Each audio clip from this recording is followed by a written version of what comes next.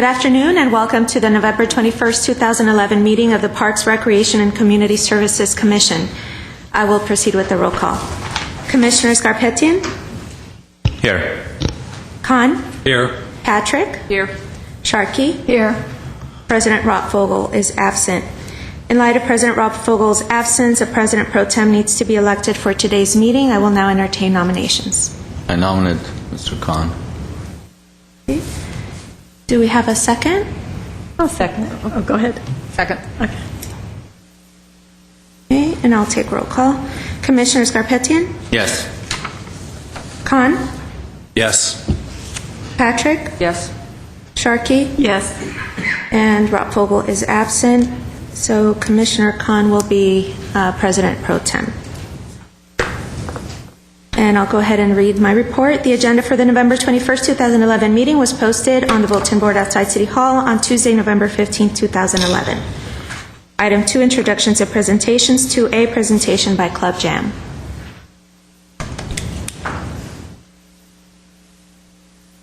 Good afternoon.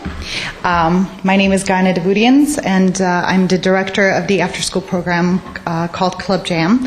I had a beautiful PowerPoint presentation for you, and my laptop decided to crash on me this morning. So I'm just going to have to lean on my storytelling skills to tell you about our wonderful program. Club Jam has been up and running now for 12 years. We serve children from kindergarten up to 6th grade. We do homework tutoring. We offer the kids snack. We have a basketball court, so the kids get to play basketball and handball every day. And we also do arts and crafts with our students. Currently, we have about 58 students enrolled in the program.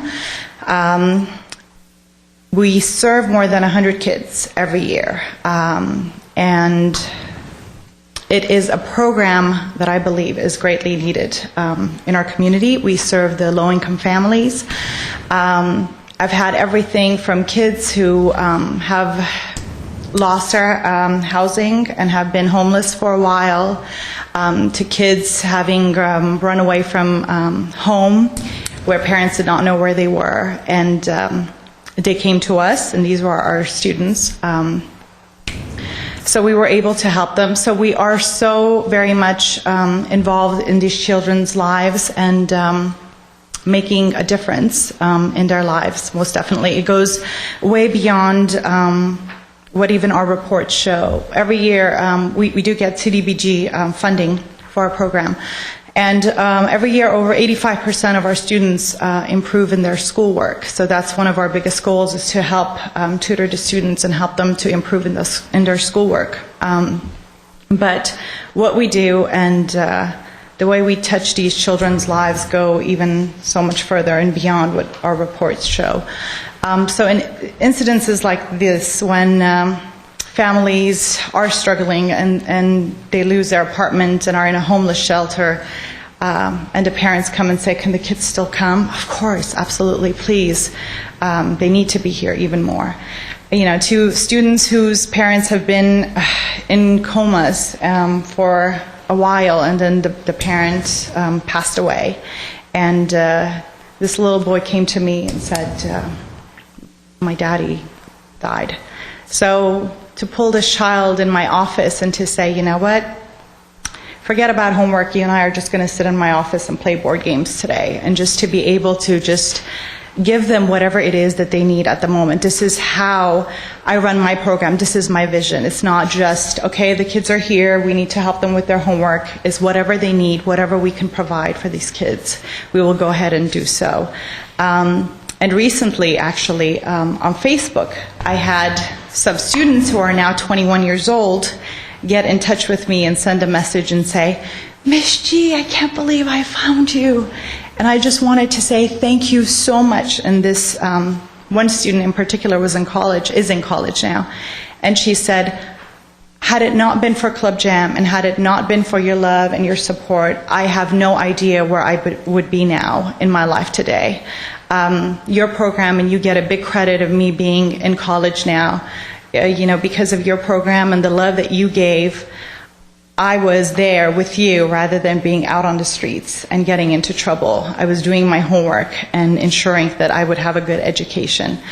So this is a program that the city of Glendale offers, within our city. That this is how we are reaching out to our community and to those who need help and helping the children in our community.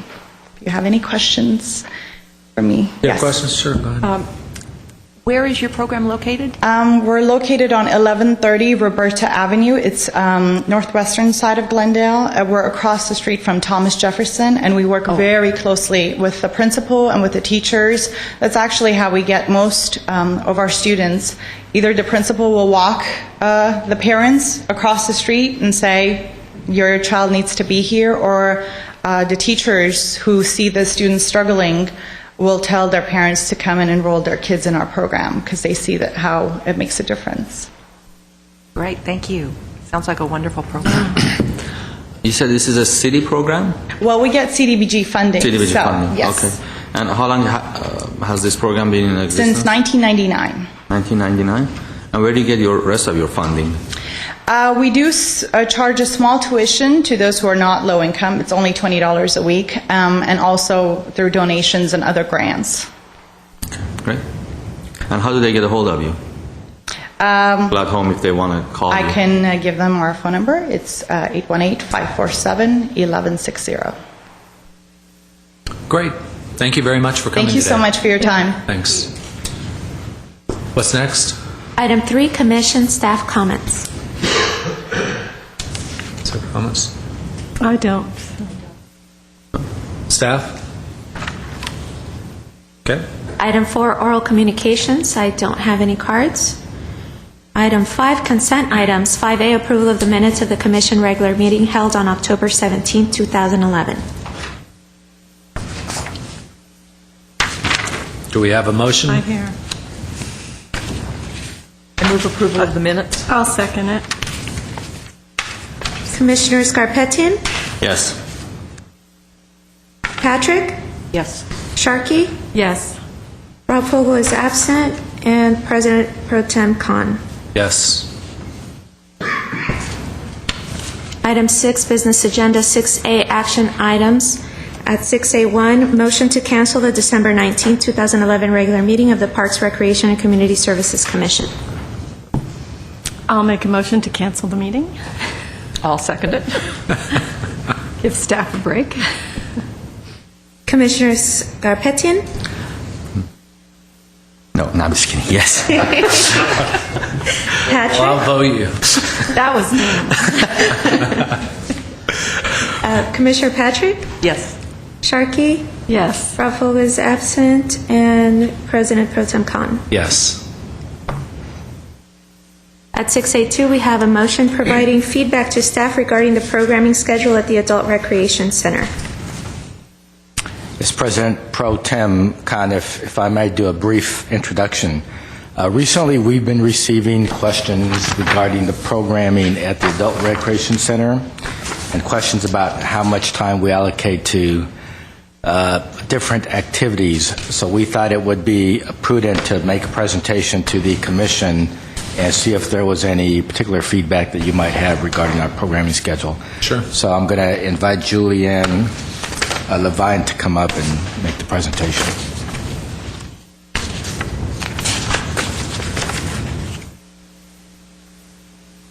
Hello, President Pro Tem Khan, members of the Commission. I'm Julianne Leviant, the Community Services Supervisor at the Adult Recreation Center.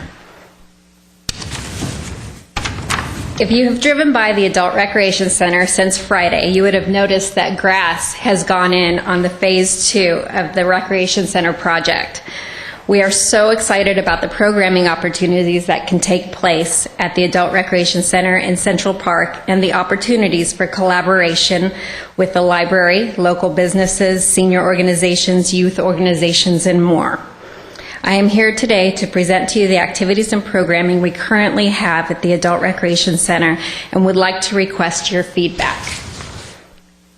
Just to refresh your memory, the Adult Recreation Center features a lounge, dining hall, activity room, multi-purpose rooms, billiards room, exercise room, and counseling offices. You can see the optimal occupancy of each room based on their usual setup and regular usage.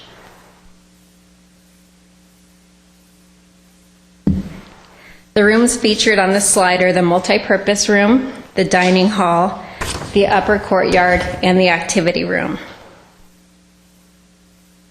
This is a list of the current programs we offer at the Adult Recreation Center.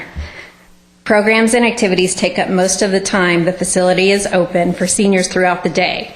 We take into consideration staff and availability and the amount of changes needed to make for a space in a room when programming and scheduling these activities.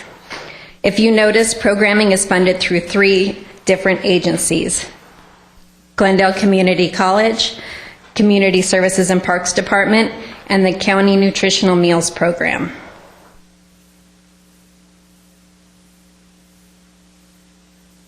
The following slides are some of the current activities that are sponsored by the 3 different agencies. Our exercise classes, Tai Chi, all of our celebrations and bingo, open play with cards, backgammon, and dominoes, our new health and wellness class, darts and billiards, the nutritional meals program celebrations, and our exercise room. GCC offers the following classes which enable the Adult Recreation Center to provide programs, services, and activities to a more diverse population. All of these classes are free, and they are held in a variety of our rooms: activity room, multi-purpose rooms. In the chart, you'll notice that this is, first of all, based on the hour that the facility is open per week. So we are open 48 hours a week, and billiards is using the facility 94% of that time. The main reason for that is because billiards has its own room with billiards tables that aren't able to be moved around. And again, with exercise, we share that room. It's the dining hall. It's a high percentage, or I'm sorry, the exercise room is the gym that has the equipment that is also not able to be moved. So that's why there's a high percentage there also. Glendale College classes, those are the rooms I pointed out before, in the multi-purpose room and the activity room, and then the nutritional meals program. And open play, backgammon and cards, they have 77% of the time. They usually use multi-purpose room B.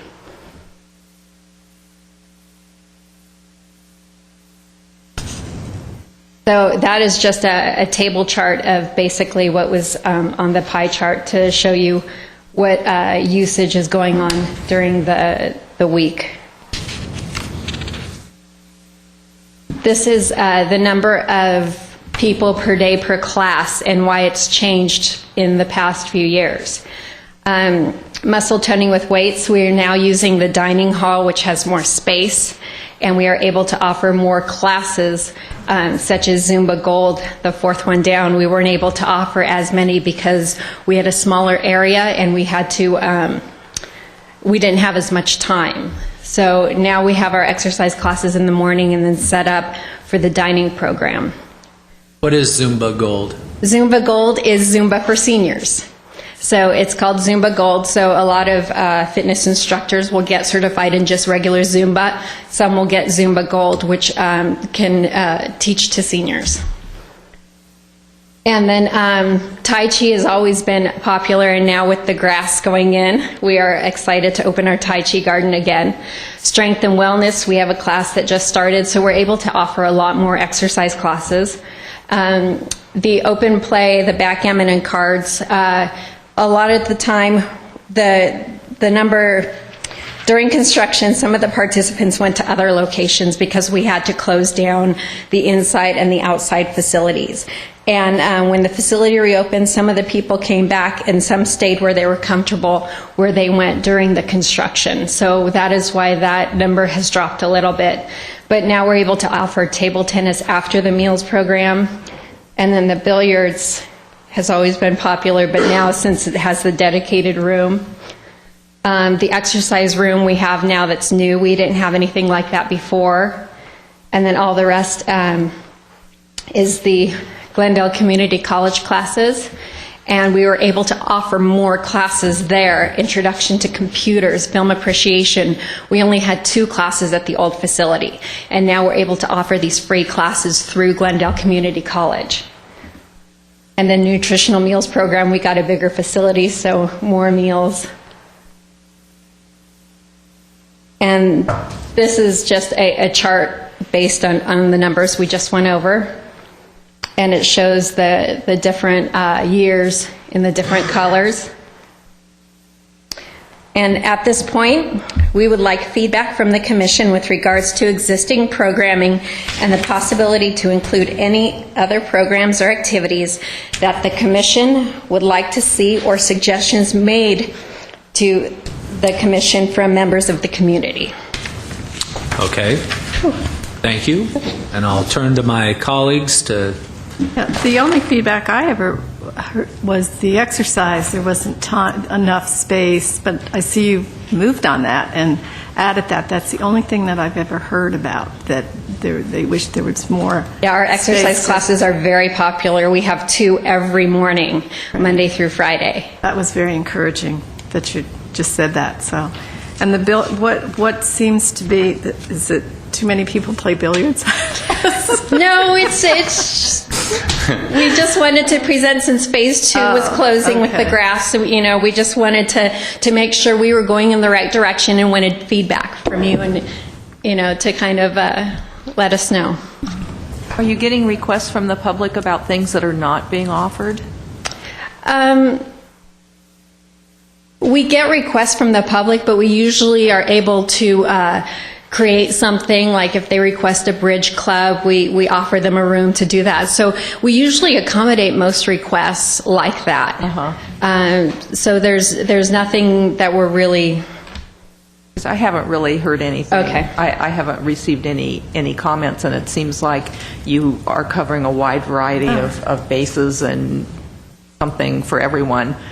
I don't know how the expansion in the grass areas is going to impact you in terms of being able to offer other things, but you're saying you're getting the Tai Chi area back, and that seems to be something that's... And I know we're going to be Very popular. working closely with the library, too, to maybe offer some intergenerational programming, too. So that's great. Yeah, I'm very And excited. I'm very impressed that you're doing Zumba Gold. Oh, it's awesome. I didn't know there was Zumba Gold.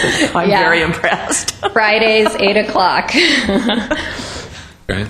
Did you have? I have a question, maybe it's a little bit not related, but do we offer any water activities, aquatic programs at the Pacific Pool for our seniors? We like have not... YMCA oh, does. I'm sorry. I'm sorry. Like YMCA has a program in the morning. My mom goes every day. I don't know what time it is, but I think it starts from 7 to 12 or what have you. But they're all seniors that they can attend. But do we have any programs for our seniors from our center that they can use the pool? Not yet, but I've talked with Gabrielle about that, getting that started. The pool we weren't really sure how it was going to work out as far as the morning hours, because it was the first year it was open. Right. So we definitely have gotten a request from our seniors, and we will find we can provide a beeline route for them to get there, or some other transportation if they need that also. So we have talked about that, and we are looking forward to having something like that next year. Okay. And overall, you've done a great job. My office is across the street from the center, and it looks totally different. It's awesome. Did you see the grass? Yeah. It's awesome. I'm really I excited. go check it every day. I do some of my inspections over there. I had a couple questions for you. You mentioned that it's 48 hours that we're open there. And what is the days of the week and the times that we're open? We're open Monday through Saturday, 8 to 4, and Sunday, 9 to 1 for meals only. Okay. Is there any consideration for being open on Sunday? Is that a whole staffing level and some other issues? Or is there a need, is there demand for being open 7 days a week instead of 6?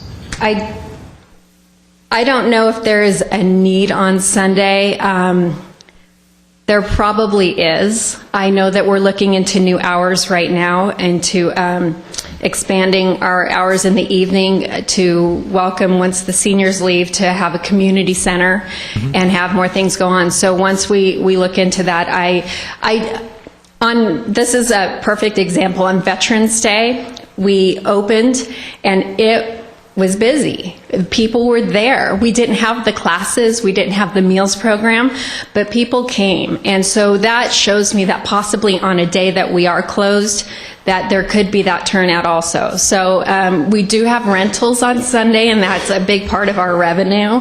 So that might also conflict with it. So it's tough with rentals too, because then without a lot of warning, we'll have to say, okay, sorry, this room's closed. You can't, play cards or do anything because of the rental. How do the rentals work when someone rents it during the week? We close down that room. We post as soon as we find out, we post a sign saying this room will be closed for a rental. And so if it's open if it's cards, backgammon, they'll have to use the outside tables down in the lower courtyard, or find another location. Okay. Are we seeing now that with the new facilities, is there a lot more rentals? There are a lot of requests for rentals. Most are on the weekends and in the dining hall especially. So usually after 2, when the meals program is done, is when we start renting that area. During the week, we're getting a lot more people wanting to have meetings there. Town hall meetings. We had a local business do a town hall meeting in the middle of the week, 1 to 4. And usually that's okay because a lot of the seniors are leaving at that time, but we will close down the room that is normally open for open play for rentals. So is there a demand for using the facility for more rentals? Like if you're wanting to get some feedback from us as a commission, and I'm trying to figure out, is there a demand? Should we be trying to accommodate? Yes. Okay. Rodney, go ahead. I think I'm on to something here. Okay. Okay. Come on. Okay. Maybe you'll get something else out. Let's see. Okay. So in terms of expanding the rentals, how would we go about doing that? We are starting to do a lot of advertising with brochures. All of the different community centers that do rentals are trying to get a brochure together to show all of the amenities for rentals throughout the city and have that included in that. Word of mouth is a huge part of it right now, especially with the local business coming in. I've had 3 or 4 phone calls from that. So a lot of it's word of mouth. A lot of it's we're going to start advertising more on the web page and all of that. So we're starting to do more advertising for that. Okay. So in terms of recommendations from the commission, is there anything specific that we want to recommend, or is it mainly thank you for the report? I'll turn to our director here. President Pro Tem Khan, 2 things. It's as it relates to rentals during the week, during the peak time for use by the seniors, it is a case-by-case basis, and it's a judgment call, and it's needing to balance the needs of the seniors with the entities asking for the rentals. As it relates to evenings and weekends, it's a lot easier to accommodate the rentals. So that's typically how we handle it, and we'd like to be able to rent it out more on the weekends and the evenings, so that's the purpose for the increased marketing. But I did want to ask Julianne if she can give us an example of what is the type of conflict that we've been hearing about with regard to the competition for the usage of the rooms. I don't remember if it was the exercise room or what it was. Maybe we can get some feedback from the commission on that. What's the most common thing you hear about? I believe the most common thing, there's actually 2 that we have been hearing about. I'll go since you mentioned the exercise room. The exercise room is staffed by a city staff person full-time to make sure everybody's using the equipment correctly. So our hours are limited because of that. So our hours are 9 to 3, and it's 9 to 1 for everyone, and we have 1 to 3 for women only. And some of the feedback we're getting, it's a small amount, but the men want men only. They don't think it's fair. And that's some of the conflict. And some are saying, I mean, one of the reasons we did is because some of the women felt overpowered at times. And so we did the women only, and we do have the maximum amount in there from 1 to 3. We have anywhere from 6 to 15, and 15 is the max that we can do. So that was one of the concerns. You want me? And then the other one is the open play, backgammon, and cards. When we open a room inside there, and we have to set up for a computer class from GCC, and we say, okay, everybody, needs to get out. They're not getting out. They're telling us that they don't have to leave. This is for them. And so there's a lot of conflict there. And so you opened the can of worms. So those are the two that we probably need most help with. So in other words, we need more rooms, basically, Sure. to accommodate both at the same time. And I'm Julianne, sorry. Did you?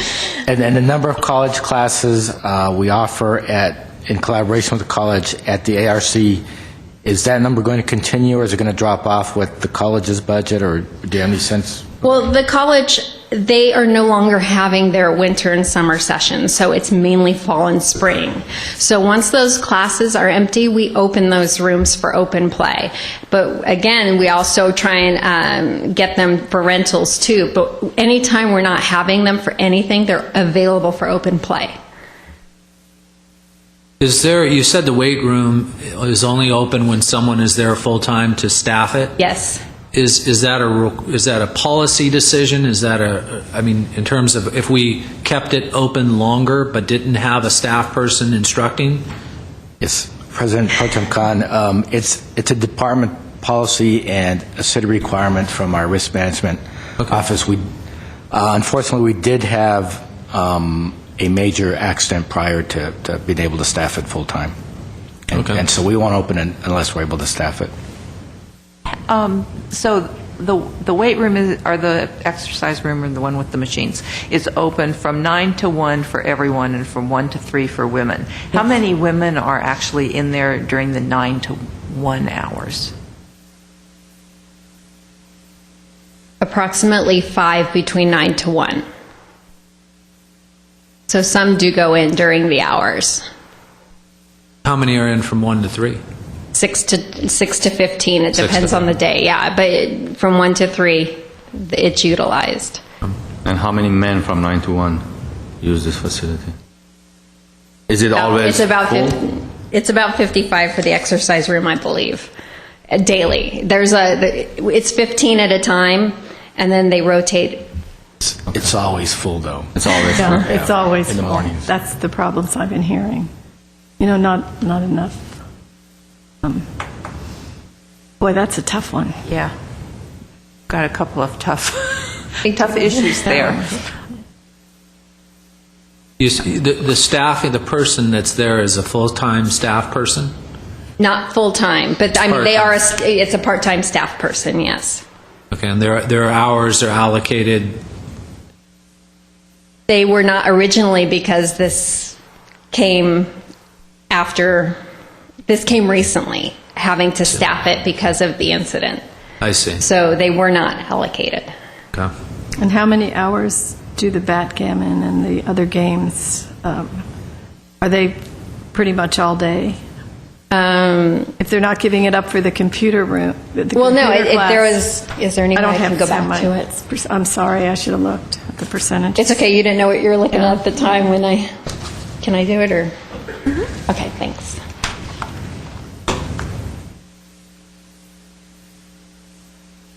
It's 37 hours or 77%. Okay, thank you, sorry. That's a lot of hours. Yeah, it's It's 77% of the maximum hours that the room could be used for is dedicated to backgammon and card play. this one's a little bit.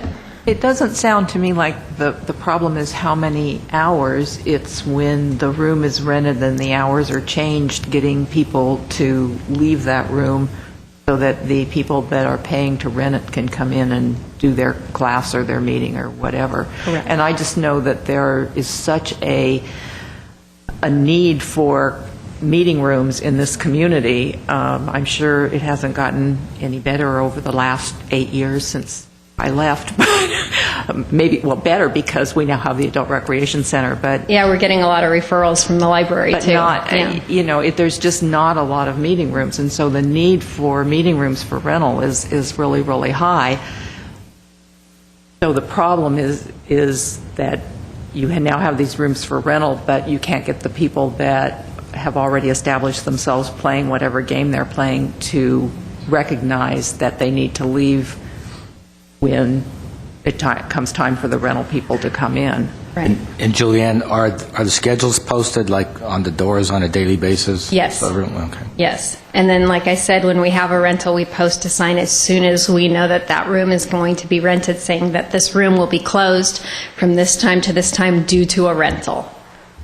Is it usually the same time that you rent it out, or is it all different? So It's all different so times, that's hard. especially the meeting Yeah. room times. Sometimes they want to rent it in the morning, 9 to 12. Sometimes it's a lunch meeting. We just had a memorial in the upper courtyard, and they rented from 1 to 4. So it really depends. The daytime ones are hard to say. The weekend ones, it has to be after 2 because of the meals program. I think we're trying to juggle 5 or 8 balls at the same time, and it needs a little bit getting used to. I think people will get used to it as well. It's just new, and it will start rolling towards the right direction, I guess. It's just, And there will be tables also put out in the park area too. Right. So we have the lower courtyard. We're replacing those tables, and then there will be the concrete tables that are down there now put out in the park area. So I think we'll be good. We just wanted to let you know. I think you're right. People will get used to it, and we have great weather here, so I would think most of the time people could go outside and play, and so let's hope that. Okay, well, it sounds like, thank you. It sounds like we really don't have a recommendation to No. make in terms of any changes. It just sounds like you're doing a very good job, and then some of these other issues just need to be addressed, and we'll address it as it goes on. So thank you very much for coming. Thank you very much. Great job. What's next? So then you're not going to make a motion to provide any feedback then, is what I'm gathering? Is there a motion that we would need to state? Because we're really not adding anything. We're just accepting the fact that the presentation was made and seems like things are moving forward. Perhaps the motion is to continue with the current schedule and to let you know if anything changes to warrant updated feedback. That sounds like an excellent motion. Would someone like Would to you make like that me motion? to make that motion? Please. So we can move on? I make that motion. Okay. Do we have a second? I'll second it. Okay. Okay. And I'll also go over there and take a look. I think I'd like to just get a feel of what's going on. So. Great. Commissioners Garpetian, yes. Patrick, Yes. Sharkey, Yes. Raffo is absent, President Pro Tem Khan. Yes, thank you. Okay, item 6B2, Recreation and Community Services Section Restructuring. Oh, I'm sorry, I skipped one. 6B1, Trails and Open Space Program Update.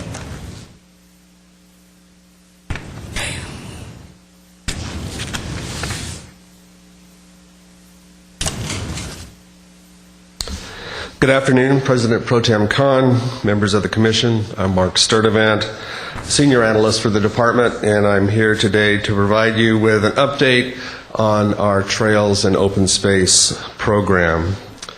As you all know, our Park Naturalist program was discontinued earlier this year due to budget cuts, and at that time, The department also received a number of inquiries from the community asking what they could do and how they could help sustain some sort of trails and open space program, particularly in Deukmejian Wilderness Park in light of the station fire.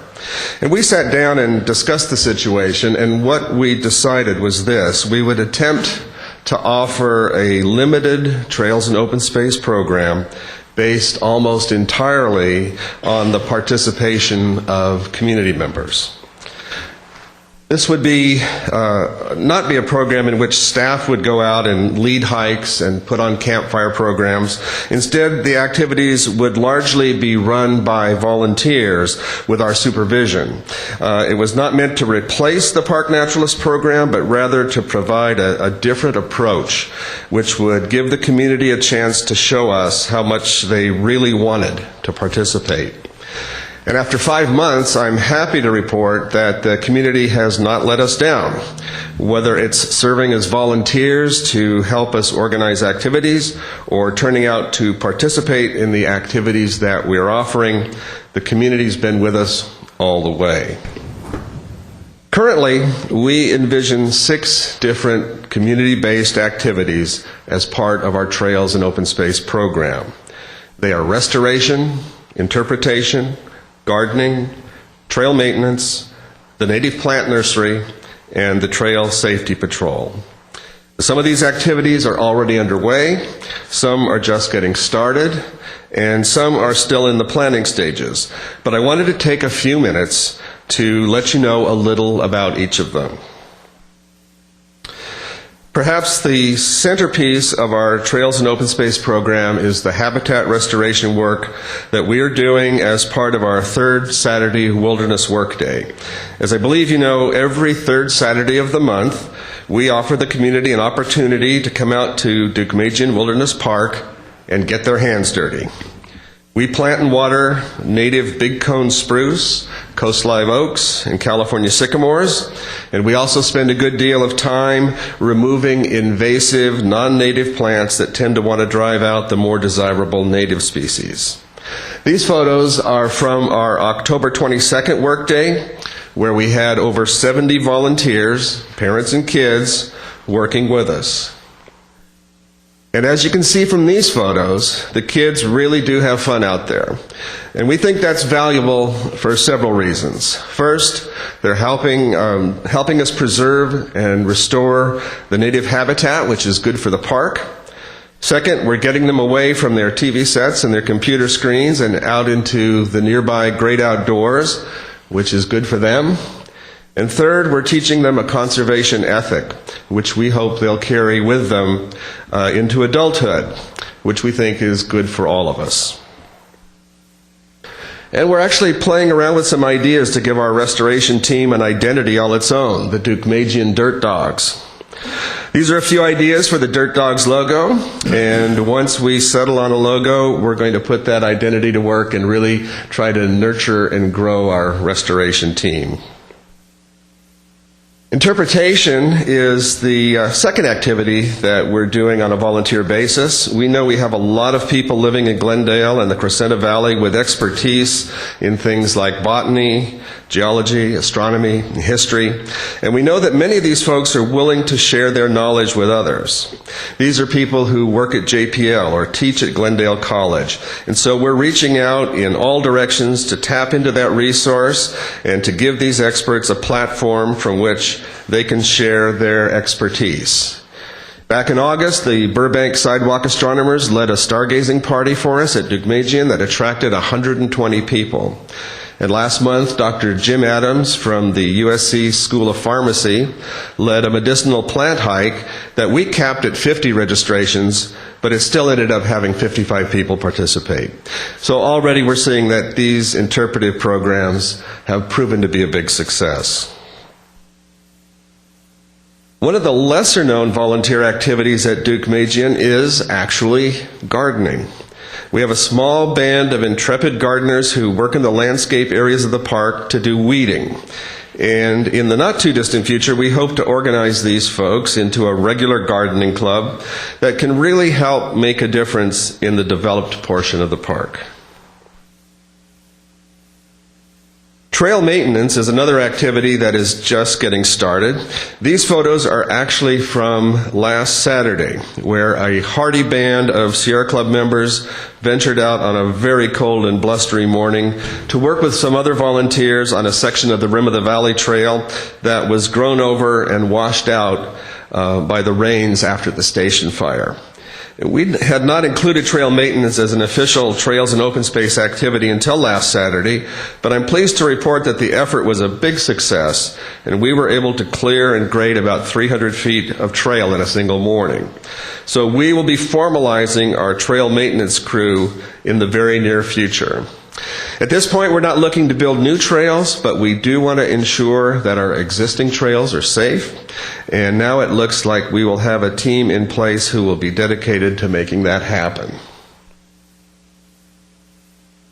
For a long time, we've talked about constructing a native plant nursery in the park.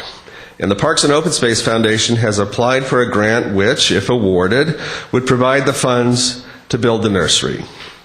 The idea is to grow our own stock from seeds we harvest in the park and then replant these natives in the park as well as perhaps in other parks in the city. And we should know about that grant after the first of the year. Our most ambitious activity is still on the drawing boards, and that's our Trail Safety Patrol. As I think most of you know, each year, especially in summer, we see a number of rescues taking place in Brand and Deukmejian parks. These rescues involve hikers who either get lost or take a fall or find themselves in a situation they can't get out of. Fortunately, as of yet, we've avoided serious injury, but it could be just a matter of time before someone is seriously hurt. So in an effort to prevent that kind of situation from taking place, we're looking to implement a volunteer trail safety patrol. These would be individuals who hike our trails and fire roads and help maintain the safety of park visitors, protect our plant and animal resources, educate visitors about rules and regulations, and observe and report any unsafe conditions, damage to park resources, or emergency situations. This is not meant to be a replacement for a police or fire presence in our parks and open spaces, but rather to serve as an eyes and ears and to assist wherever possible. And our first meeting with the stakeholder departments will take place later this month. There are a lot of details still to work out, but we hope to have the Volunteer Trail Safety Patrol operating sometime next year. In addition to having individual volunteers, we're also emphasizing group volunteer activities. Back in September, we had students and parents from Crescenta Valley Adventist School join us for a tree planting and watering in the experimental forest. We had 2 Cub Scout packs at Deukmejian this past Saturday, planting and watering big cone spruce. Sunrise Rotary was out recently to help install new kiosks in the park, thanks to Commissioner Rottfogel. And as I mentioned earlier, the Sierra Club volunteered for trail maintenance this past Saturday as well. We're also reaching out to the schools, in particular Clark Magnet and CV High, to offer them opportunities to do school projects and to get community service hours. We've had a number of students work with us as individuals, and now we're looking forward to expanding that by having school classes and school clubs join us as well. Coming up, we've got a number of activities we think the community will enjoy. On December 3rd, we've got a geology hike with geologist Tom Davis. On January 7th, tentatively, we have a history hike with Mike Lawler. On January the 21st, we'll have our third Saturday Wilderness Workday, and we will be working with the Boy Scouts Order of the Arrow to put in trail signage. On January 28th, in collaboration with the Glendale Parks and Open Space Foundation, we'll be having the Happy Tails on Happy Trails dog hike in Brand Park. On September 4th, we have a stream restoration hike with Jessica Hall. On the 18th, we have our regular third Saturday Wilderness Workday. And I just learned, actually, a couple minutes before coming up to the chambers, that on March the 3rd, we will have another astronomy program. This is with Stephen Edberg from JPL. He's an astronomer from JPL. He was part of the Cassini project and is an expert on comets. And he'll be doing a program in the evening on March the 3rd with a telescope to look at the Moon, Jupiter, Venus, and Mars. So I hope we'll see some of you commissioners out there, at least for one of these programs. I would be remiss if I did not mention our partner in all of these activities, and that is the Glendale Parks and Open Space Foundation. They are supplying the funds for the tools, the snacks, the water, the first aid kits, basically all of the things we need to make the Trails and Open Space program work, and we are very thankful to have their support. That's my presentation in brief, and if there is any questions that you might have, I'd be very happy to answer them. Questions? That was awesome. Thank you. Exciting. I have a quick question. You mentioned that you have a program to reach out to CV and Clark Magnet. How about Glendale High or Hoover? Do we have any programs in the future to reach out to them? We can certainly add Glendale and Hoover to the mix. We've just started. We have a new volunteer who's come in to do outreach for us, and we directed her to start at CV and at Clark, but be very happy to add Glendale and Hoover to the mix, and obviously we should. Thank you. Thank you very much. Thank you. Thank you for mentioning the foundation. Appreciate it. It's true. We couldn't be doing it without you. Yeah. It's all very exciting. Thanks. Yeah. What's next? Item 6B2, Recreation and Community Services Section Restructuring. Mr. President Pro Tem Khan, I did want to give you a brief update on the restructuring of the Community Services and Recreation section. You do have handouts. You have copies of the organizational charts of the Community Services and the Parks Department. The first page, of course, gives you the organizational chart of the overall department. As you can see, we have 6 sections in the department. Each section is headed up by an administrator position or close to administrator position.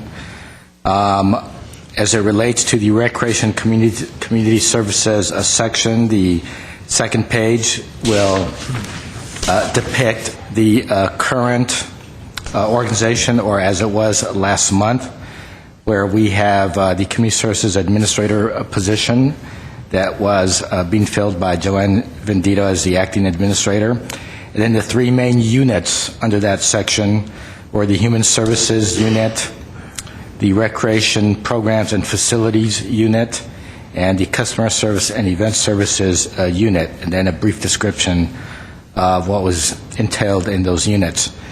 And the change that we've made would be reflected on the third sheet, which we're calling the revised organizational chart.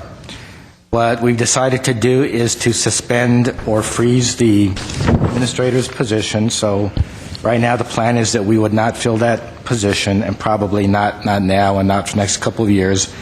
And instead, we've created a new unit, which is the unit on the left called Community Centers. And we've combined the 4 community centers under that unit. That would be Maple Park, Pacific Park Community Center, the Adult Recreation Center, and Spar Heights. And I've appointed Onig Lanikin as the acting community services manager to oversee that new unit.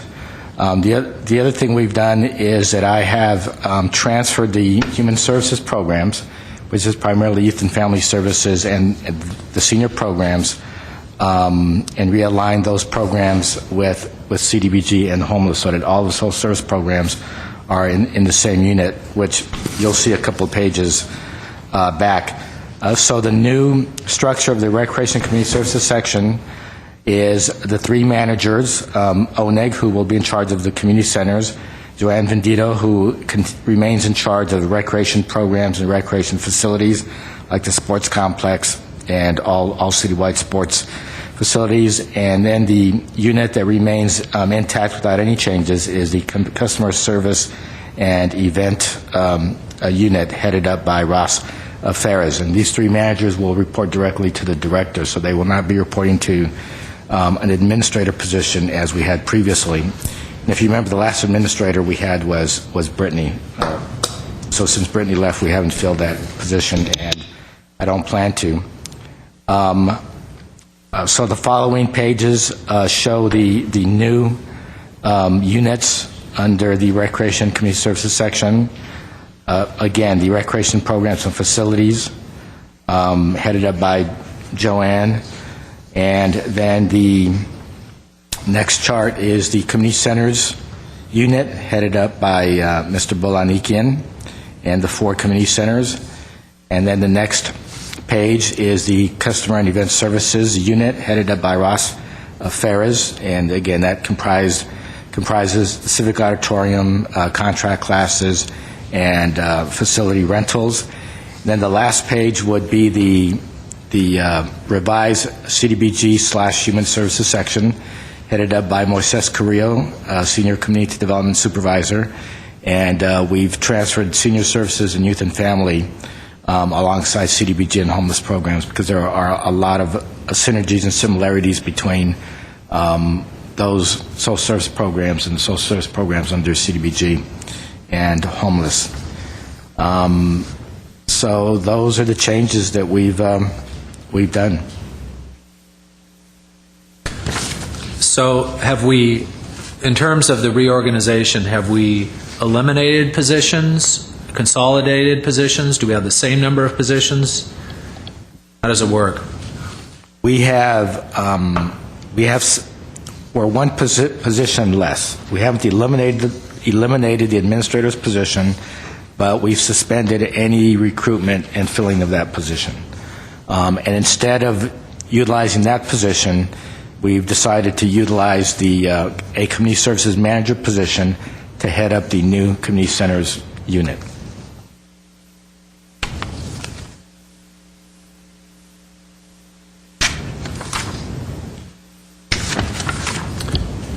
Any questions that you guys have? Because you've done well, makes sense. Well, Questions? with that position so far. Yeah, we've effectively flattened the organization, which I think is always a good thing. Does that help budget too? It does. Good. It does. Great. Well, thank you for the update. That's helpful. Item 6B3, current status of park signage with phone numbers. Good afternoon, President Kahn, Commission members. My name is Peter Verheilig. I'm a project manager with the Capital Improvement section of the Community Services and Parks Department.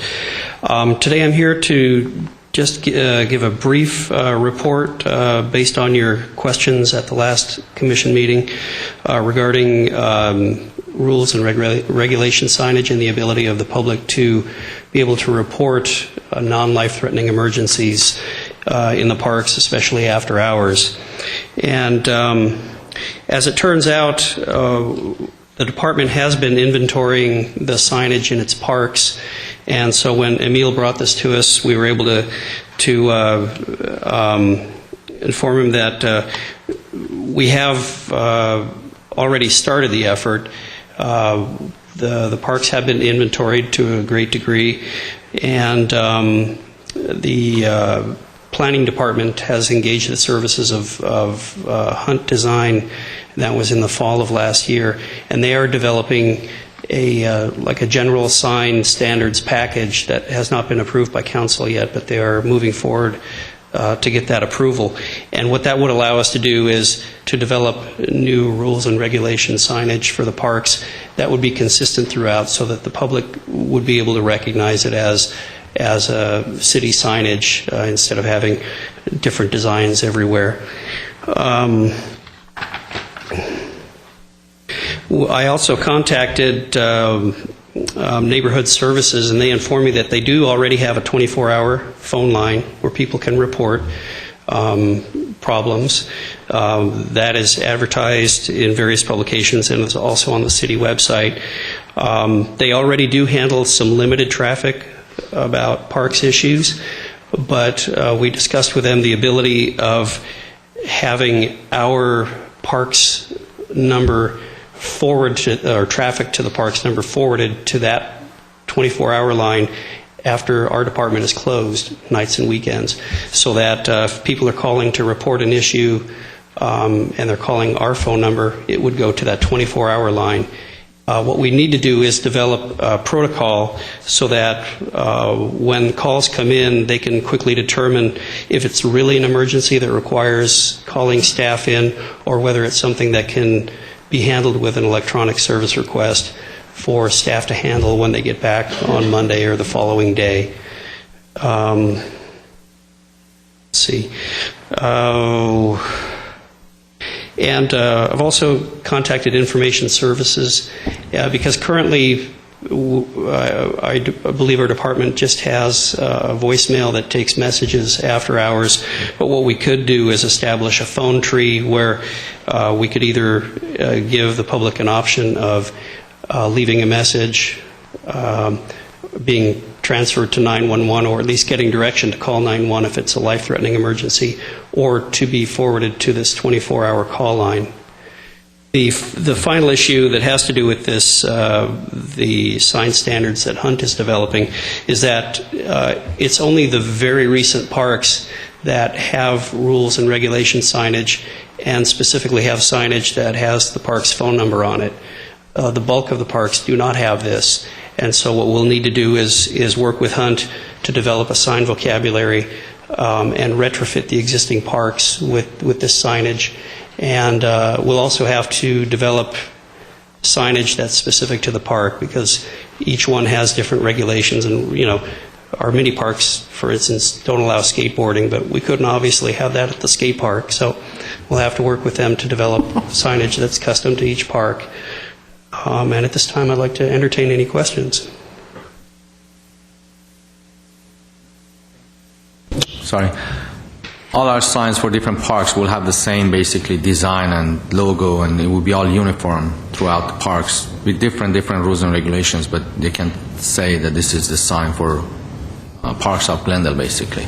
Right. The intention is to have a basic framework that's very similar.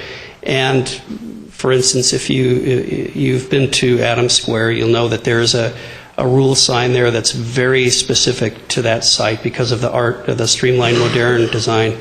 And the idea is that we will stay with a standard design, but we may be able to change the font and the color of the signage to fit in with the theme of that park, or change the frame around it to help it fit in with the theme of that park. Okay. If I may add to further answer that question, members of the Commission, what Peter was referring to earlier on in his presentation was the joint effort of the Community Development Department that has retained Hunt Design from Pasadena to put together a citywide graphics manual. And the first product they will be unveiling once the Council approves and adopts that citywide program is going to be downtown waysigning, including parking signs. But to answer your question further, the idea is that there's a certain level of graphic standards, including visuals and communication and the types of information that needs to be communicated, font size, color, framing, at all city facilities, including parks, libraries, fire stations, police department. Any kind of a city facility would have a standard visual. They will not all be the same color, but would communicate accordingly to the program that they are, or the venue they're located in. So downtown signs may be more modern in their design in terms of how they're installed to go along with the downtown furniture. However, signs in neighborhood parks would be will have a different palette to work with. However, there will be a standard level of installation, font, a uniform set of colors that we can pick and choose from depending on the venue and the facility. Thank you. But the next step, the initial question that triggered this effort was the fact that given that we are facing lower level of maintenance at our parks for the public who are going to be there more often than staff will be, to have a number to call should there be a maintenance issue when there is no staff. So currently what Peter ended with was the fact that should the call come in after business hours when our office is closed, they will have an option to go to we're not replacing our live person during the business day. It's only after hours when they can't get a live person, they will be transferred to a live person if there's a maintenance issue, a non-life threatening issue they need to report. Right. That's going to be our next step, depending on your direction. Thank you. What was the, in terms of that comment, what was you mentioned Neighborhood Services currently has something that you guys are going to coordinate with in terms of 24-hour calls, or they deal with our calls right now after hours and on the weekends? Currently, our number, our 548-2000, the front desk number, does not forward to neighborhood services. What neighborhood services has is a phone number that is publicized on the website and in various city publications as a 24-hour hotline for the public to leave comments or report, damage, property damage, and things like that. And that's a 24-hour call line. We'd like to link up with that so that after hours, we've got somebody on call all the time to forward these calls. So parks would have their own and neighborhood services would have their own, or we use the same? We would just create, with IS's help, a voicemail system that would forward calls to our front desk to the neighborhood services 24-hour call line.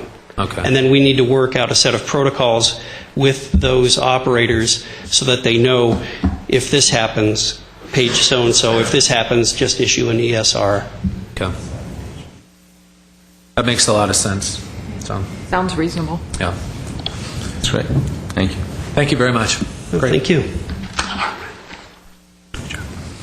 Item 6B4, monthly activity reports at ACDBG homeless programs.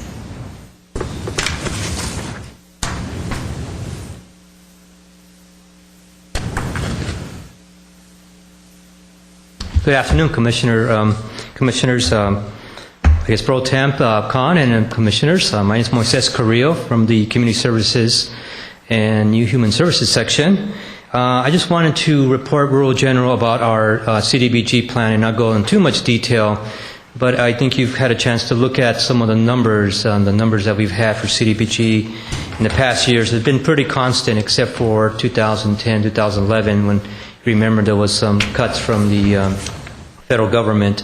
Well, unfortunately, I hate to say this, but we also had some additional cuts this year for the CDBG programs and actually all the federal programs.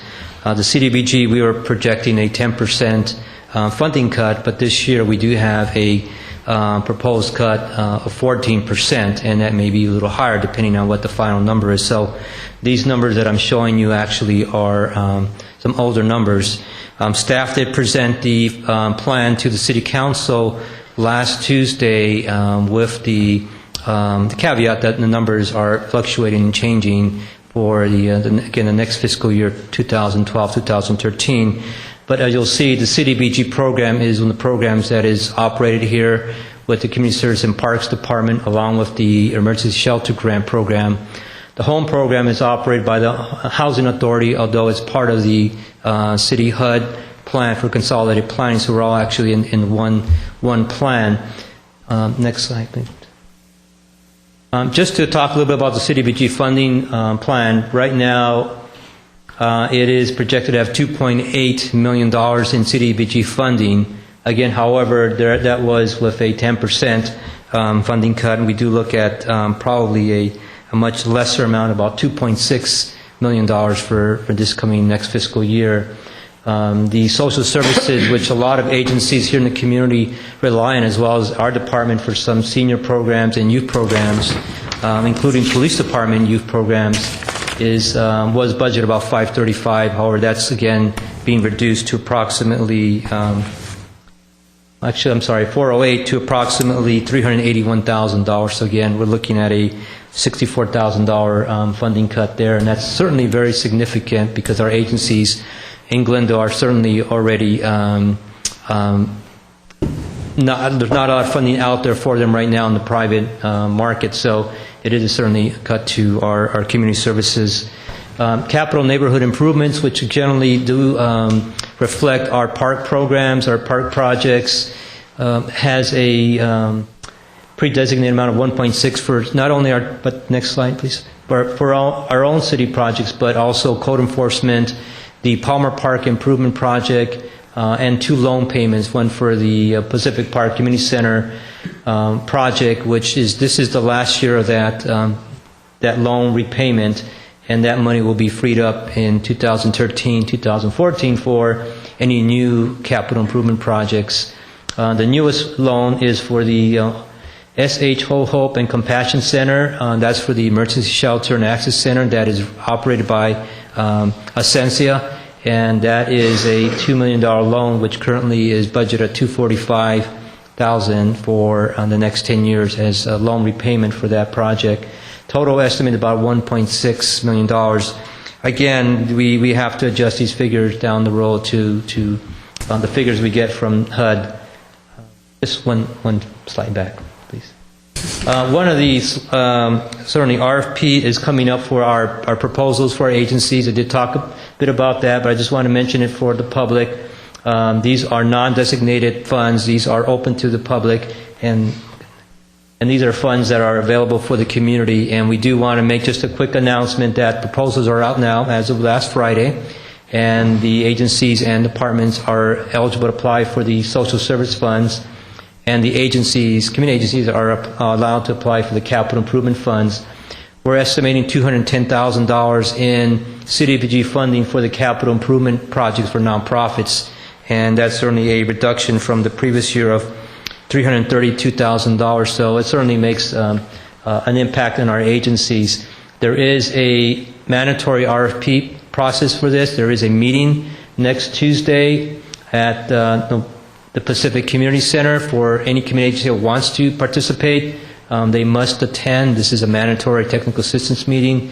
It will be at 10 o'clock, again, at Pacific Community Center.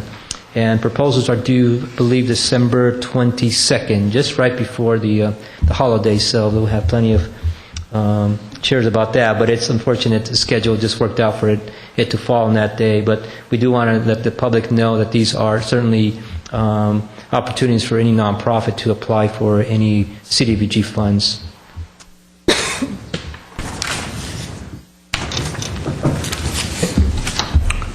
Did we have any questions? I have a question. You mentioned that our allocation has dropped certain amount or certain percentage, and are we expecting further reductions or cuts, or are we pretty much stabilizing now at that level?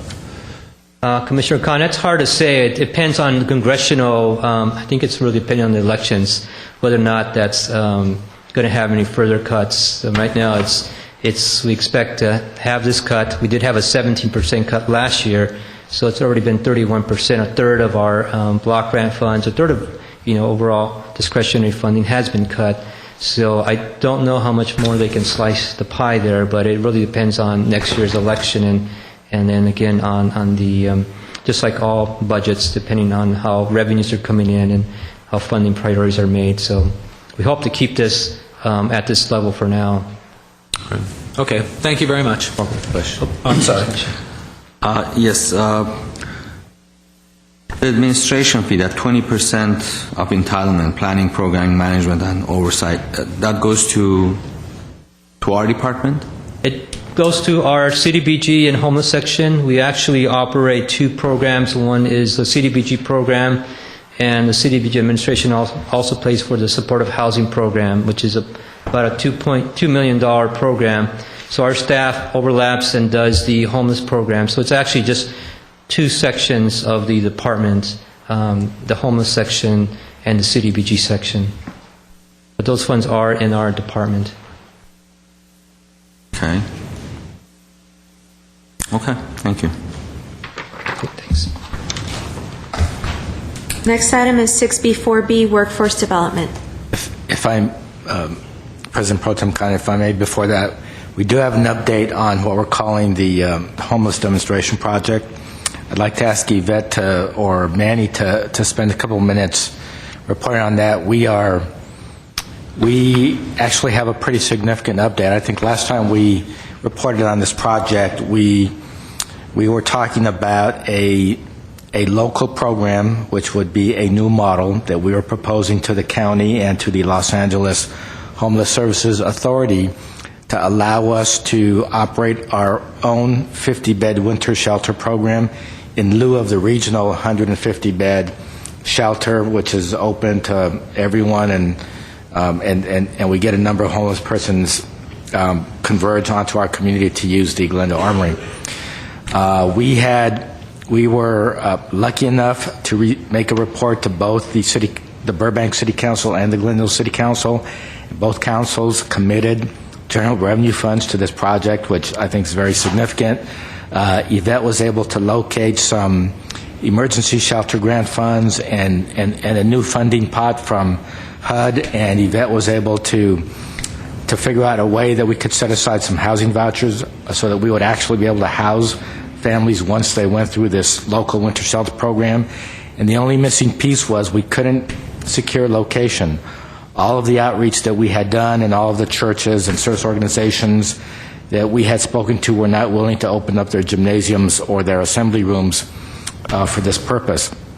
So our last resort was to go to the county supervisor's office and to LASA directly and ask if we could use the Armory, again, instead of them using the Armory for their program.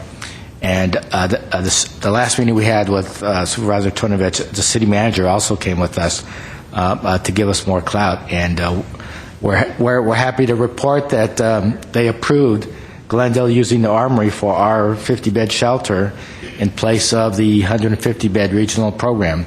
So that's really good news. This is very much a demonstration project. There are some questions. It's the first time we're attempting to do this in this manner.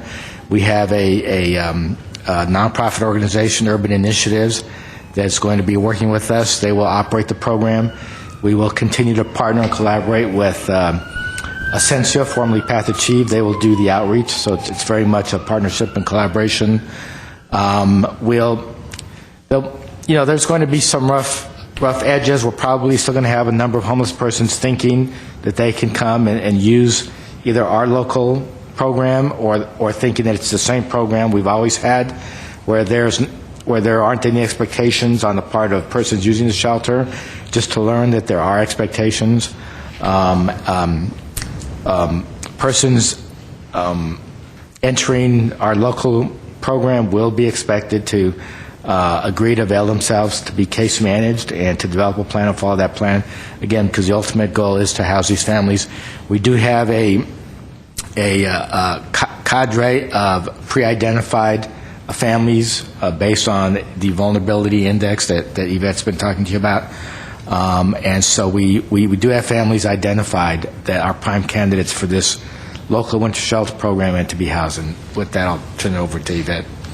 Thank you, Mr. Duran. I covered everything. President Pro Tem Khan, members of the Park Commission, Yvette Samvalian. Thank you for the update, Jess. So quickly, the formerly known as the Winter Shelter Program, we are now calling it Glendale Burbank Homeless Solutions Project. And the committee came up with the name because we want to work very closely with our families that are going to be placed into the program to house them very quickly. I'm just going to go into the details of the project concept and how it's set up for. This is not a regional winter shelter program, so it is not a drop-in program. The program will operate from December 15th through March 15th. Our nonprofit agency who's responsible for the day-to-day operation is Urban Initiatives. From the city's team, Manny Valenzuela is our project manager in terms of the local homeless Solutions Project. So the project is only a 50-bed program. The priorities will be given to Glendale and Burbank residents, homeless residents. Between Ascensia Street Outreach Team, Burbank Temporary Aid Center, and Burbank Street Outreach Team, the families will be pre-identified to be able to be referred to the program. The program will provide intensive case management for homeless persons that are eligible for the program on an ongoing basis, referring them to Verdugo Job Center, Department of Public Social Services, providing mainstream resources for families and individuals to access those resources. The participants are required to participate in an intensive case management, and the reason for the participation of that is for us to be able to assess their needs and be able to quickly work with them for housing placements. City of Glendale Parks Department received ARA funding in 2009, and this is the third year of the program. The funding through the economic relief is reallocated to rapid rehousing components. So the families that are referred to the program, we'll work very intensively with, and within about a week, we will be, up to 2 weeks, we will be placing the families into housing. The housing will provide intensive case management and up to 1 year of rental subsidy if they qualify for the program as on an ongoing basis. We have also been lucky to have set aside our existing Shelter Plus Care vouchers, which are permanent housing vouchers for chronically homeless individuals. And again, it's permanent housing for those individuals with intensive case management for the participants that will be part of the program. The program is designated again for Glendale Burbank folks, participants, and it's funded through both cities in terms of the project. We will be releasing the informational packet and the flyer by the end of this week. At the same time, the location of the project is at the Armory, so we will be letting the participants know that there is no regional program and have available resources for them. We are also looking for some nonprofit agencies or churches to be able to support the program when we have blackout dates. There's few days during the month of December, January, February, and few days in March that we have blackout dates where the Armory will not be available for the program because they have military drills. We are looking for churches to host maybe 3 days at a time for the season. If you are watching this and if you're interested in collaborating with us, please contact 818-548-2060 and speak with Manny Valenzuela. As well as we are looking for volunteers to support the program throughout the season, and if you're interested in hosting dinners for the families, individuals, and or adopting the families and the individuals for the holiday season. So if you have any questions regarding the program, please call us 818-548-2060. If there's any questions right now, I will be happy to answer them. Your questions? Yes, I have a few questions. First of all, the regional program that you had before, how many beds were there? 150, you said? Correct. And that's gone away? That's correct. Okay. And now we have a program that is more controlled, and it's for basically all the homeless people from Burbank and Glendale. And how do we determine that they're from Burbank or Glendale? If they're homeless, how do you determine that? The street outreach is already working with the clients that are in both communities. They've participated in a survey back in May and are already accessing resources. So they became homeless in Glendale, they lived in Glendale and or Burbank, and or they've been in our community for the last several years, up to 10 years. Okay. And please tell me a little bit more about the adopting a family. You said that the holiday season or what have you. What kind of program do we have for that? What do people do if they want to adopt a family for the holidays? So we would like to see if you are interested in adopting a family or an individual. We work with the families to identify a wish list. For example, if we're ready to move a family into their new unit, we will identify a wish list for the family and either get donations from the community or the commission. Anyone who's interested will share the wish list, and when we're able to arrange the donations, then a group will be able to deliver the items to the family in terms of their needed items. So I can communicate that with you guys when we're there, and if you're interested in hosting a family or adopting a family, or just coming out and helping us cook a meal for the night for the families and the individuals, we would really appreciate that. Yeah, please let me know. Okay. It's a great program. Thank you. Now, will you be going out to the faith-based groups or whoever it is that you're looking to have on those blackout dates to try to get some support for that? Yes. Other than this, in other words? Yes, we've already worked with few agencies and faith-based organizations. We will be contacting them again to follow up to see if we're able to for them to host a few days that we have not available at the Armory. Do we have a plan B just in case? If there is no organization that is able to host the program, Plan B is we will be working with Silmar Shelter, who provides beds up to 150 individuals and transport clients to the Silmar Shelter.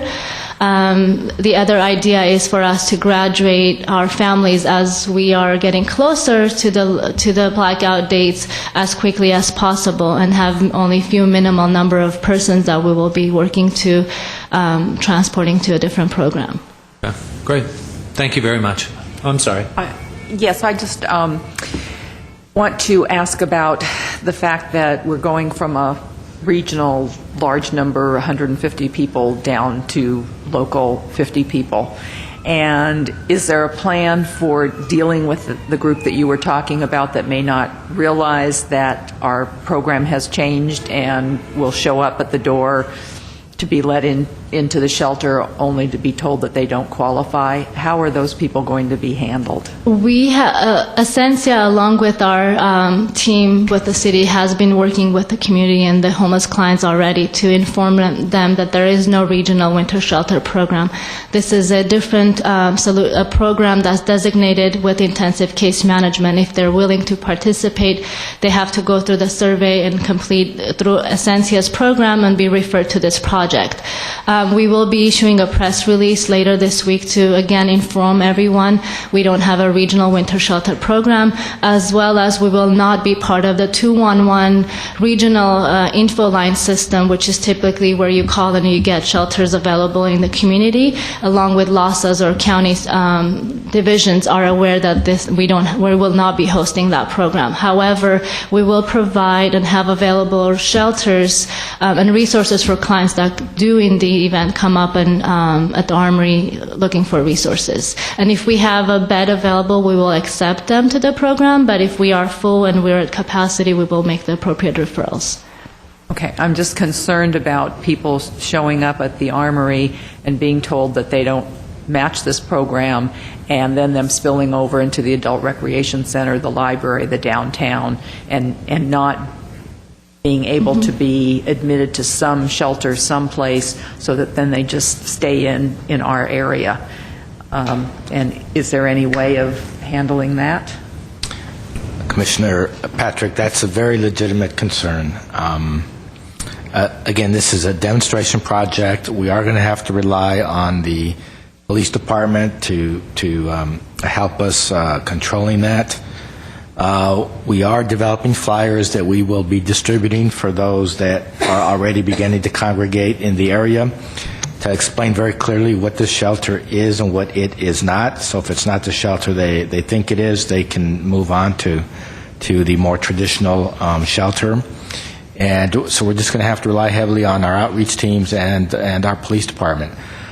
We do, if there is space available and there are individuals that aren't a part of our core client base, they will be able to spend the night because we can't deny them if we have room, so we're just going to have to do our best and outreach. Thank you. I'm sorry. Just if we had 150 beds, why is it that we are having 50 at this time? Is it just a program because it's a pilot program or demonstration program or the budget? Because we're going from 150, I just wanted to elaborate on that a little bit, because going from 150 to 50, you're leaving 100 people out basically. And why is it that we don't have, I think, okay, Yes. Go ahead, Justin. Commissioner Garapetian, I think I'll answer that. In our discussions with the City Council, there was an interest in seeing what we can do so that we don't have, Glendale doesn't continue to have the burden of hosting the regional winter shelter, because there is negative impacts on our other services, such as the new ARC and our library patrons and the downtown district. For 13 out of the last 15 years, we have graciously hosted the Winter Shelter Program at our Armory, and the Council has always supported the use of the Glendale Armory because it was the right thing to do. People need shelter. They need to come out of the cold. The Glendale Armory was identified by the regional planning body, and so we use the Armory. The Winter Shelter Program actually isn't under the jurisdiction of the city. It is a completely county-run program, so we actually don't have a say-so into how it operates, except that the facility they're using happens to be in our downtown area.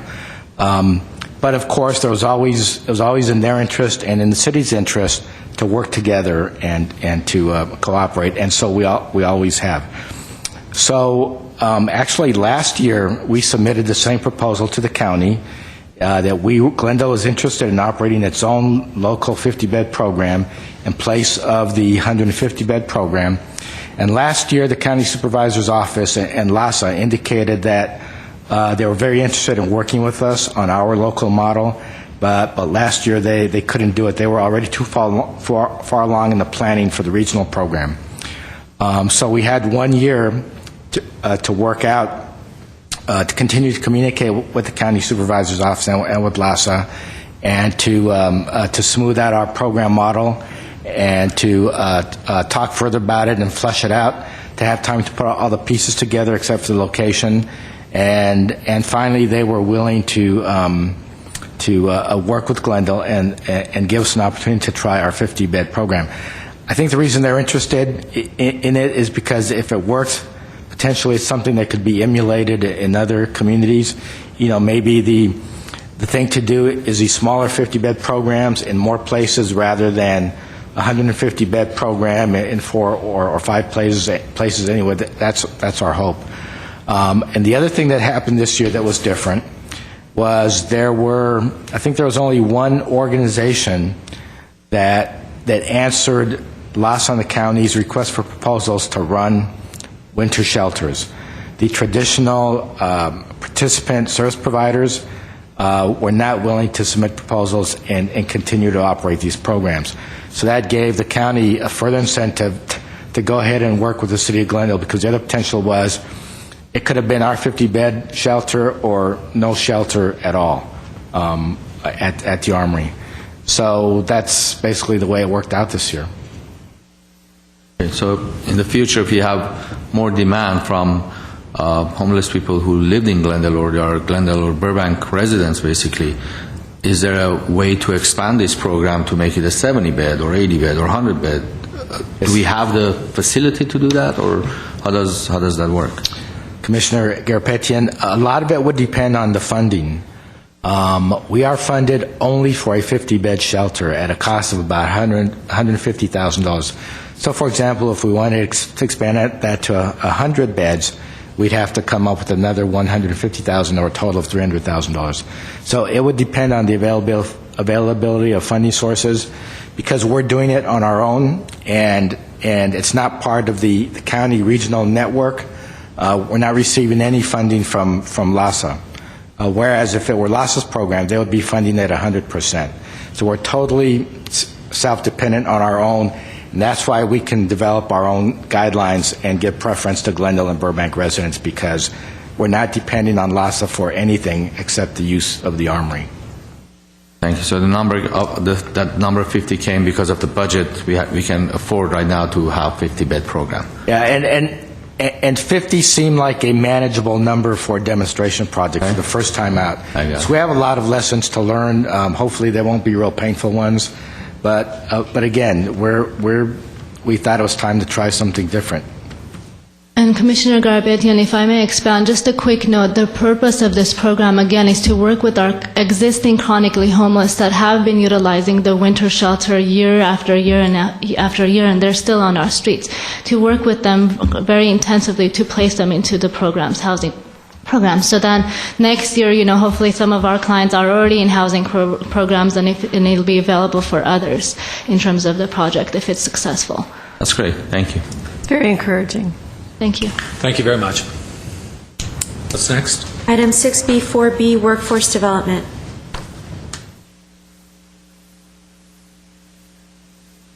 Good afternoon, President Khan and Commissioners. You have my written report. I wanted to just provide a brief presentation on what's happening with the local Glendale employment situation, to give you a sense of some of the issues that we're facing in workforce development.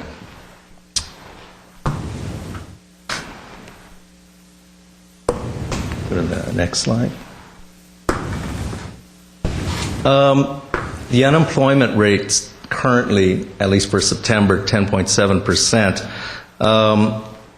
it's been around that level for about the past 2 years. It probably hit a high, I would say, about a year and a half ago in the low 11.23%. So we've basically been stuck at this level for a couple of years.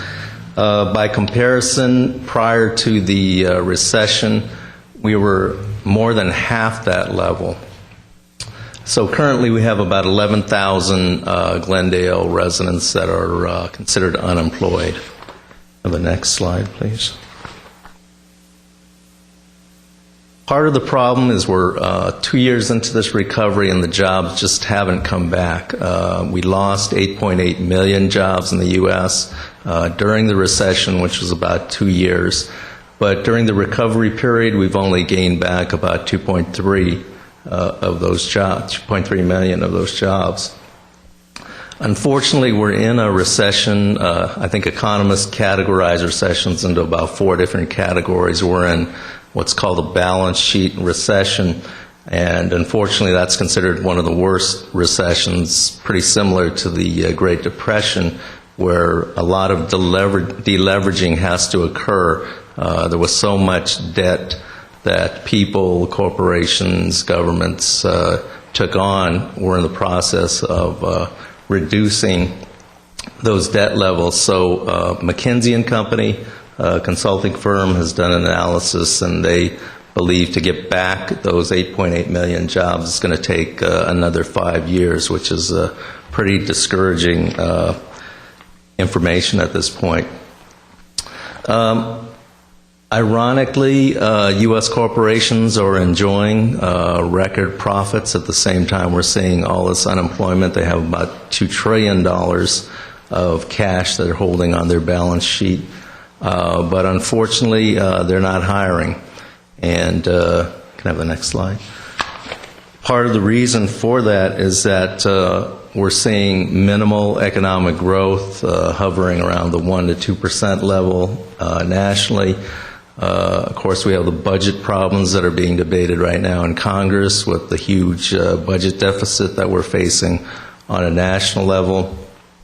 And the problems with the debt in European countries. And when you combine all those factors, employers are really reluctant to make hiring commitments on a permanent basis.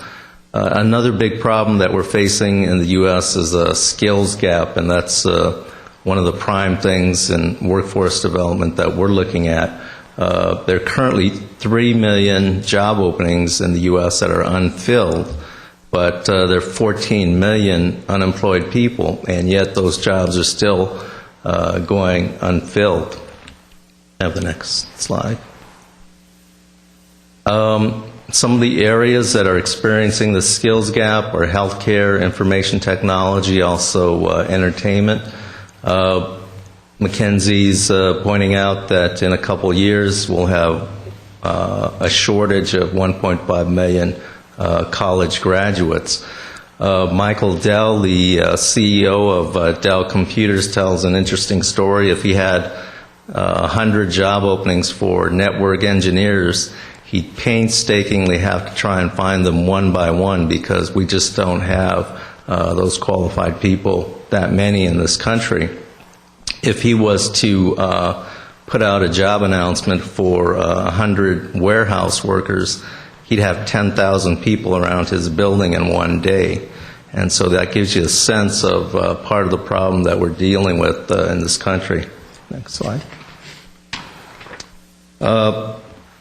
And then going much deeper into this issue, an issue that we have to face in workforce development, there are currently 90 million people that don't have a literacy level to succeed in the type of training that we provide, vocational training or post-secondary education.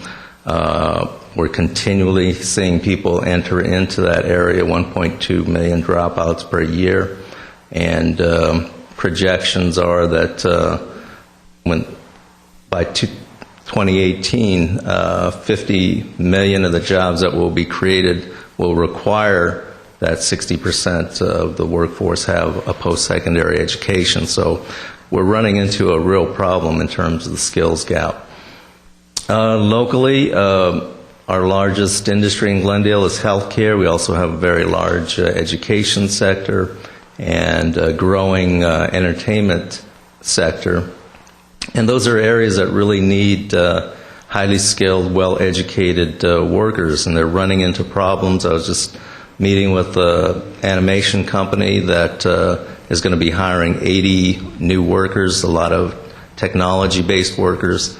They can't find any workers, so they come to us to try and develop some type of training or help search for those workers. So it's becoming a really serious problem. I know also local health organizations haven't been able to locate nurses or other higher skilled healthcare workers. They've had to recruit from foreign countries. And so it's becoming a pretty serious problem locally. One of the things we hope to do in workforce development, some of the companies have complained that they don't believe that there's an adequate pipeline that exists in the region. So in other words, from the K through 12 level up to the community college, four-year institution, there's not that pipeline that exists of talent and educated workers that's preparing the workforce for tomorrow. So it's our intent to try and bring all those parties together, try to identify the needs of the employers, and try to create that pipeline so there will be a skilled workforce in the future. If you have any questions, I'd be happy to answer those. Questions? The entertainment industry, what is that? Do you know how that's defined? Is it writers? Is it? There are all types of industries locally. It's a relatively new industry in Glendale, but it's, I would say, over the next 10 to 15 years, going to be the fastest growing industry in the city. Glendale, Burbank combined probably have the most entertainment workers in the world, possibly. I think the thing that's occurring locally is a real emphasis on digital technology. Okay. Disney has really, with the Disney Creative Campus, they're trying to bring in all the aspects of digital technology and combine those, and so that's the area where we're really seeing the growth occur.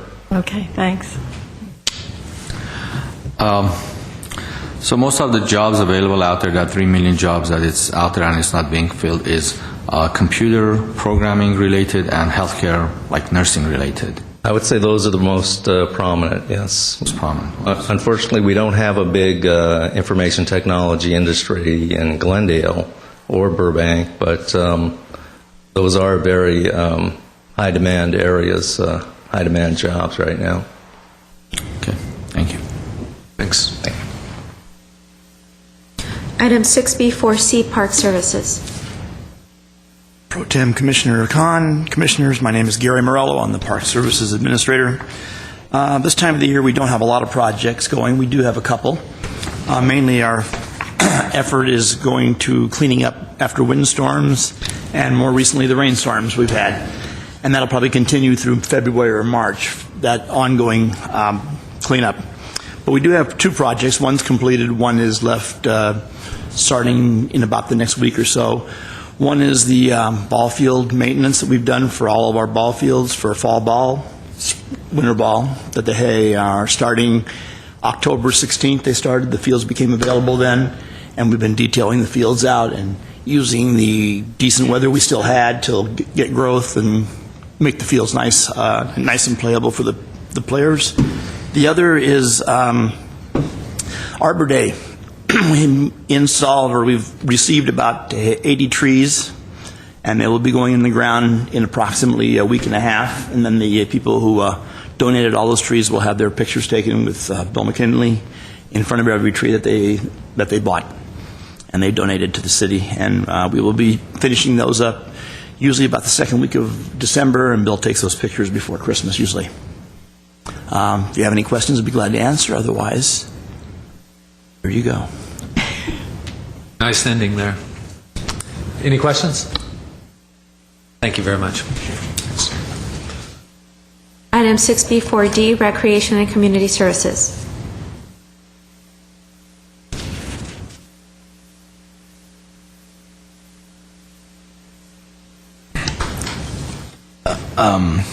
President Pro Tem Khan, unless you have any questions, we do have an update or a wrap-up from the Wooden Bat League and the Glendale Angelinos, which, as you know, is the new minor league team that is calling single field or home field.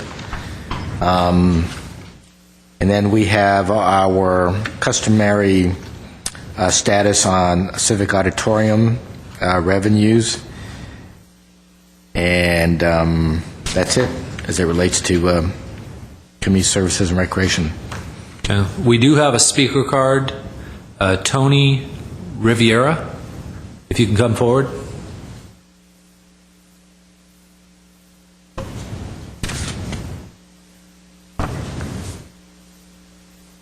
Good afternoon, President Pro Tem Khan and the rest of the commissioners. Thank you very much for giving me the opportunity to, I guess, wrap up the season this year, which we believe was extremely successful and definitely exceeded everybody's expectations. I wanted to start off real quickly just by kind of, again, giving a quick overview of the league. Number one, it is the California Collegiate League, which was this year rated the number one wood bat league in America. We just won the national championship this year, beating out the Cape Cod League, which is by all the past been considered the greatest league in America. And we beat teams from Alaska and all over the United States to win the national championship, which was a huge feat and was featured in Baseball America as ranking us number one in America, now above and beyond any other league. The importance of the league, obviously, is to get college players, the top college players throughout the United States, into our league, and therefore getting our community citizens to come out and see the future stars of tomorrow. And I think that indeed happened. This year, we had 9 players off the Glendale Angelinos professionally drafted into major league teams. So it was a huge. We had more players drafted off of our team than any team in the league, and we were an inaugural team. I thought it was a great opportunity for the community to see the stars of tomorrow. We were very active in the community. We believe that we brought tremendous economic impact to the community. We sold a lot of hotel rooms, especially for the All-Star games. People were coming to restaurants and getting involved in the restaurants around the area before they were coming to the games. So that was, pretty big for us. Before I go to the next page, I definitely want to say really a thank you to Jess Duran, to Gary Morello, to Chris Peplow, Joanne Vendito, Gabrielle Goglia, Lou McLaughlin, and Bill McKinney. All of those staff members in the city were extremely instrumental in ensuring that our season was very successful. This is the website of the California Collegiate League.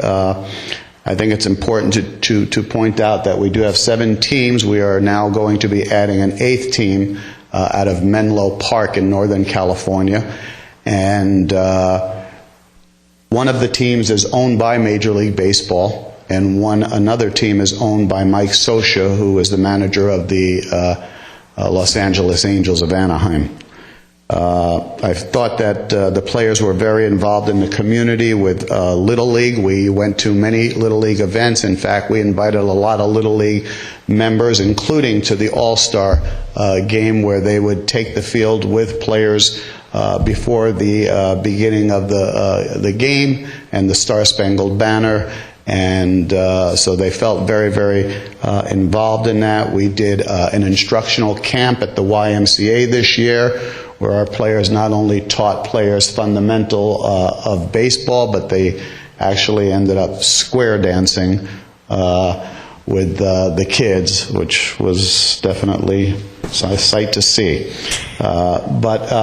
You know, we think that that really the league and or the Glendale Angelinos was an unknown in the beginning of the year, and it became Glendale's team at the end of the year. Anytime that you look at the end of the season in the last game and you see you know, parents and fans, and when I say fans, these are you know, these are people that did not have any involvement with any kids playing on the team, in tears. You know, we felt like that was really an important message. The kids got standing ovations, people were crying, and we felt like, wow, you know, we did what we needed to do, and the end result was a really, really good fan base.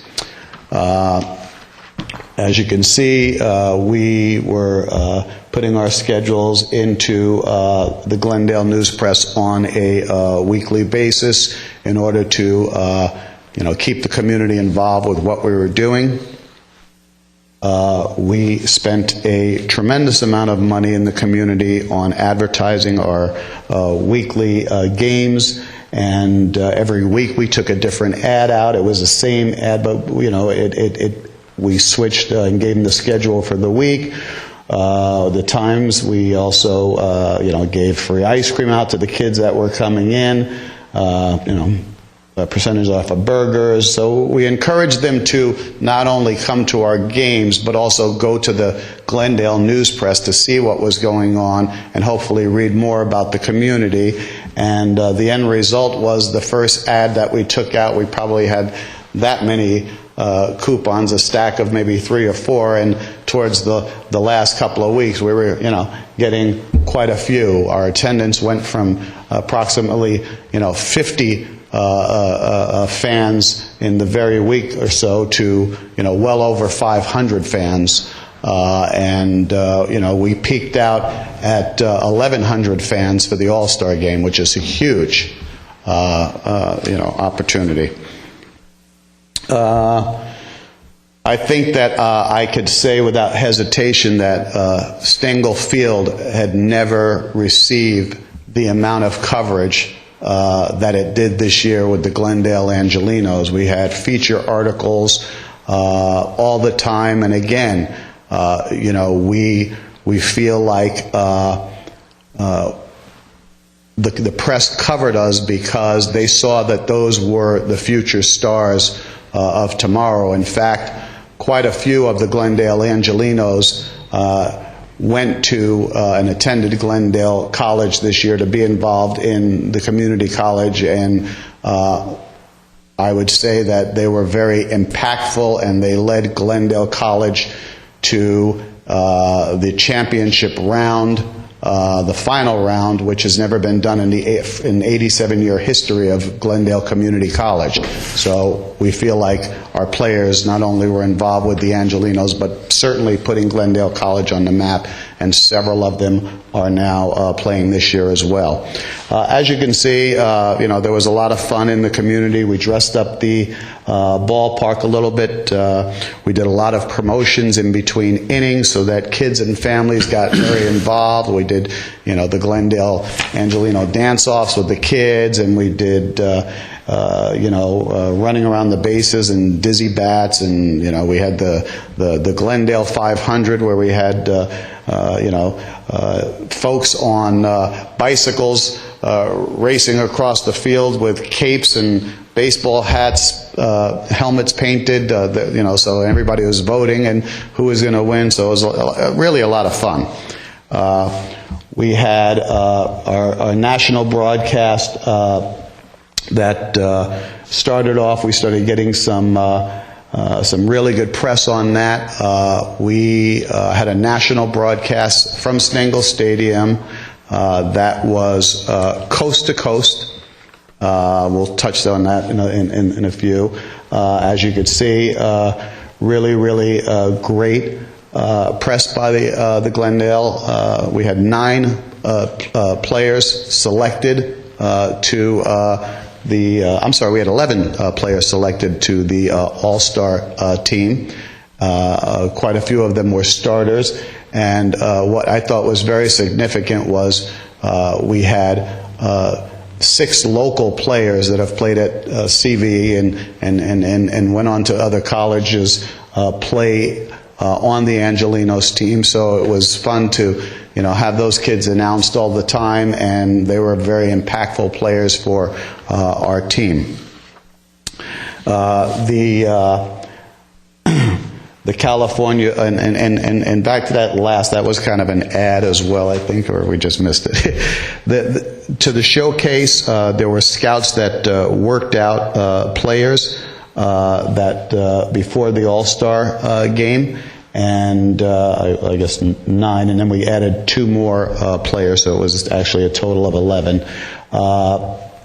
Nakapoy from CV featured on to the paper, but there was a great showcase before the All-Star game that brought in many scouts, general managers, and scouting directors from major league teams. Again, we put our money where our mouth was by spending money in the community and advertising. As you can see, the Fox Sports national broadcast, and we feel like that was extremely successful. The national broadcast, as I said, was 67 million homes. It was live coast to coast. We had an additional 10 rebroadcasts. If anybody saw the game on national TV, I think that anybody would tell anyone on the commission that it was a huge commercial for the city of Glendale, that they covered Brand Avenue, they went into the community, they talked about the history of Glendale throughout the broadcast. It was, the city of Glendale, what a beautiful ballpark Stengel was. Mike Sosha, went on to live television and said this is such an historical ballpark. Not hysterical. Historical ballpark, and really, it was his first time ever coming to Stengel Stadium, and he was completely blown away by what a beautiful, scenic ballpark it was. It was definitely a showcase for the city, and it really featured Glendale as truly, a great American city and a city that people should consider coming to live in.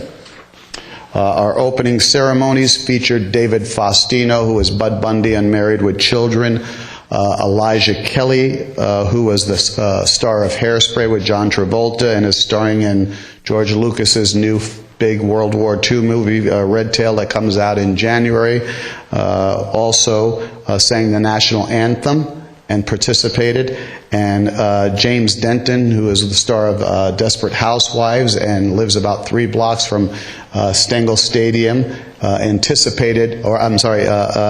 he participated in the All-Star game by throwing out the first pitch, and ironically, he was hooked, and we couldn't get rid of him. He ended up pretty much attending every game for the rest of the season, bringing his family down, bringing his dog down. It was really, cool, because, here's a guy that actually owns a minor league team in Orange County. He owns the Flyers, but he was at our games every night.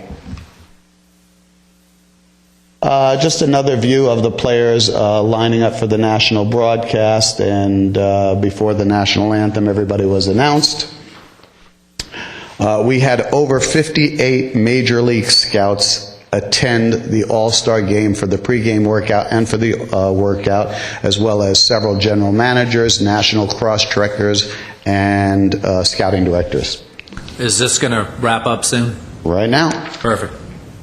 And lastly, we hope to see you next season. Our opening day is June 1st of 2012. And again, thank you so much for your time. Great. Questions? Sure. Not a question, just a comment, I guess. I just wanted to congratulate you and thank you for everything you've done. I remember the first time that you showed up, we were at the commission room 102, and you delivered everything you promised, and thank you for that. Thank you. Thank you very much. Yeah, great job. See you June 1st. Thank you. Appreciate it. Yeah, congratulations. Thank you so much. What's next? 6B4E CIP projects. Members of the Commission, in the interest of saving time, you have our attached written report, but just as to highlight a few items, Julianne referred to the new grass at Central Park. If you drive by, you will notice that we still have our construction fence around the park. That's to protect the grass, to let it acclimate and take its roots before we open it to the public. We anticipate high usage, so give it another 4 weeks, and the fence will be down for the Christmas season. Then on our drawing boards, we're starting on, you have seen the design, the proposed design fences for the Brand Park security, the gates. We anticipate going to the council towards the end of December to get approval to move into our construction document phase. And with the same breath, we're starting our design. We actually have completed the conceptual design for the car park security improvements, and we hope to take those to the council for their approval. I'm happy to announce that we have 2 opportunities to provide interdepartmental project management in working with our Public Works Department and the library. We will be working with Steve Zern and Cindy Cleary, the division heads, the department heads on their upcoming Brand Library and Central Library project. So we're excited about providing our expertise to join with their design and project management team. Other than that, we are moving forward. We are finalizing a few last minor things at the Pacific Pool, at the Griffith Manor Park, at Maple Park, which all have been completed and dedicated in the recent past. I'm also happy to announce that we will be moving forward with our public art piece for the Griffith Manor site. So that really puts the finishing touches at that facility. With that, I conclude my report, unless you have specific questions for me. You guys have questions? No?